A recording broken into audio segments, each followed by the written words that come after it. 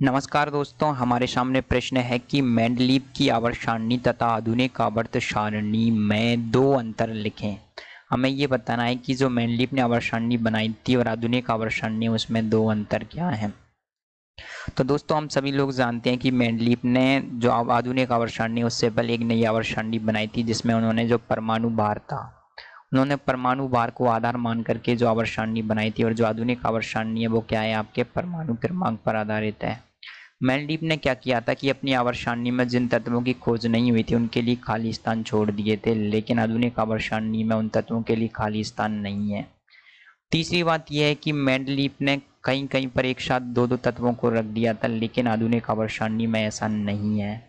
और अगली बात यह है कि जो मेंडलीव ने टेलुरियम एवं आयोडीन एवं कैल्शियम जैसे बहुत सारे तत्वों का जो परमाणु भार के आधार पर जमाने की वजह से, मतलब जिसका परमाणु भार कम था उसको आगे रखा और जिसका परमाणु भार ज़्यादा था उसे पीछे रखना चाहिए था, ऐसा होना चाहिए था, लेकिन उन्होंने उल्टा किया।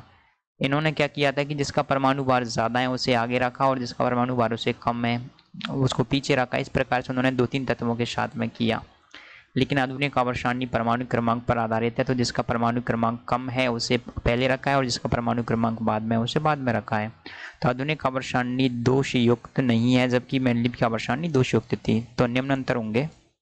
तो दोस्तों, क्या था कि मेंडलीव ने परमाणु भार को आधार बनाया था, जबकि आधुनिक आवर्त सारणी में जो परमाणु क्रमांक है उसको क्या किया गया है, आपके आधार बनाया गया है। और आप लोगों ने देखा कि मेंडलीव की आवर्त सारणी में क्या थे, आपके रिक्त स्थान थे, जबकि जो आपकी आधुनिक आवर्त सारणी है उसमें रिक्त स्थान नहीं है। तो इस प्रकार से निम्न अंतर हैं जो कि आपके आधुनिक आवर्त सारणी और मेंडलीव की आवर्त सारणी में दो अंतर हैं। और इसके अलावा बाकी अंतरों पे हमने डिस्कशन कर लिया है। Thank you.